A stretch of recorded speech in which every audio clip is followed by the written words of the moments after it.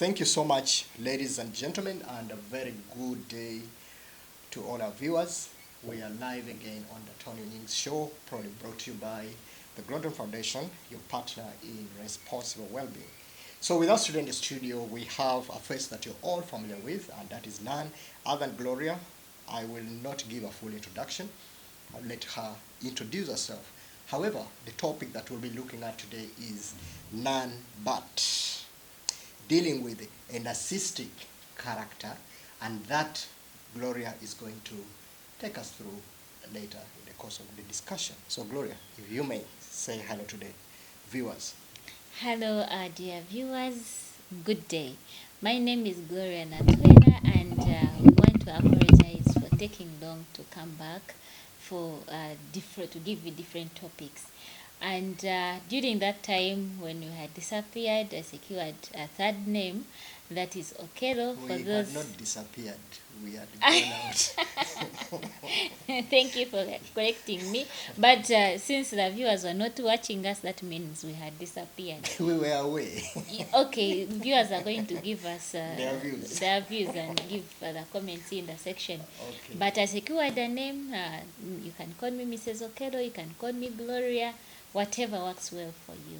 And thank you so much, Tony, for hosting me today. All right, thank you so much. As she insists, she disappeared to look for a name, but I disappeared to look for a content.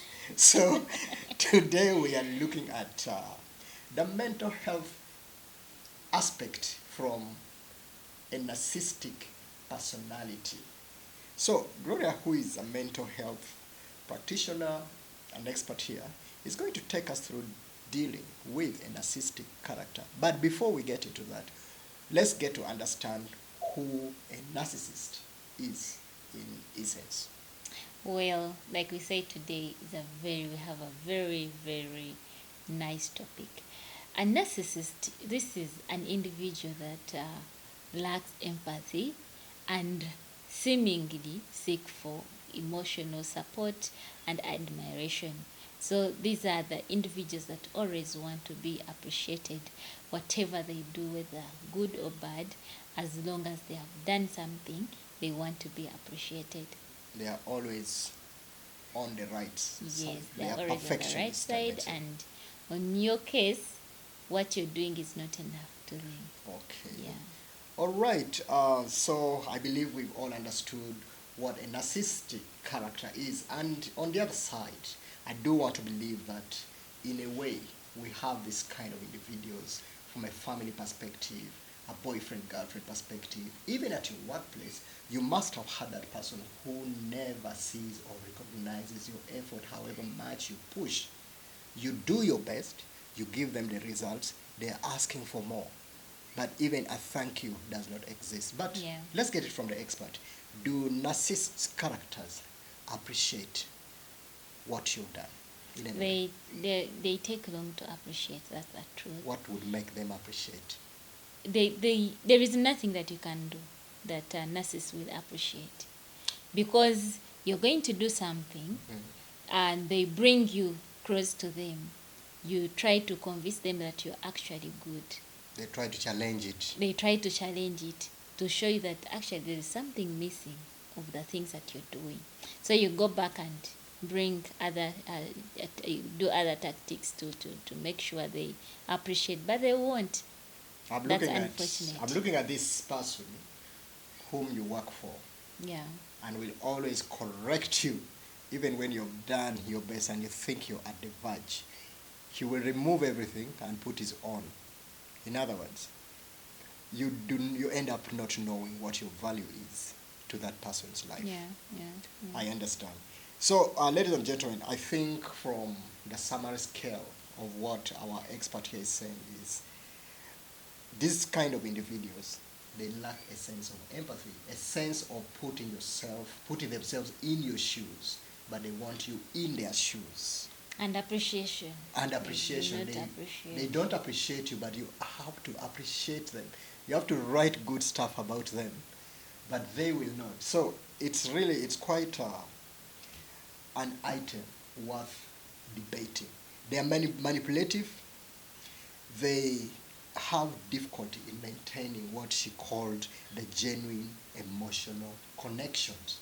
And maybe from a real life perspective, you are probably with your boyfriend, and your boyfriend does not find any good in you, however much you push.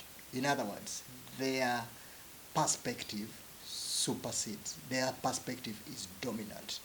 So maybe in the next kind of conversation, we will be looking at how we make relationships work with those kind of people. I believe you will unveil much more for our audience to appreciate this and then maybe make life a better thing. Don't want to see people breaking up and calling their partners narcissistic and all those But things. I would advise, if it doesn't work for you, please, your mental health matters. So you break If up. it doesn't work for you, leave the marriage and leave that job, because this person can end up making you commit suicide. Instead of your family, your parents losing you, you better take care of your mental health. Wow, Yeah. thank you so much. But if you can endure, please stay, don't leave the marriage.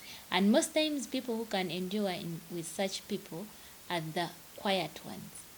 Okay. If you're a quiet person and you know that you've now understood this is the person that you accepted in your life, or this is the job that you really wanted, you can endure that. I imagine confessing for better, for worse, and then this partner is a narcissist.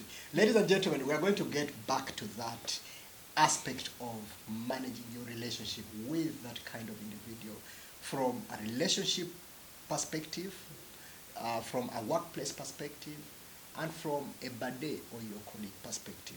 How do we handle that? So when we come back, Gloria is going to be getting us straight to the point and what we need to do. So thank you so much, Gloria, for joining us today. And we do look forward to the next conversation. You're most welcome, Tony. All right, ladies and gentlemen, thank you so much for joining us today. And we can't wait to see you again. But do not forget to subscribe. And goodbye. See you again. And leave a comment. Thank you.